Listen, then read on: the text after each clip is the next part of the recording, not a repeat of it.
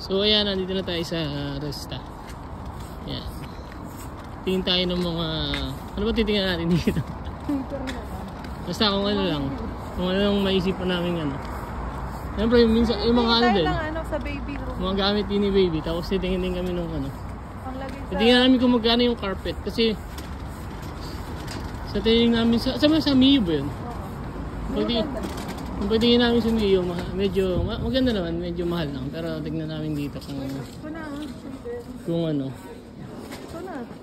Kung anong kagandahan mas Pasko na. Kasi yan. Sa baby. Hindi, yun. Oo nga.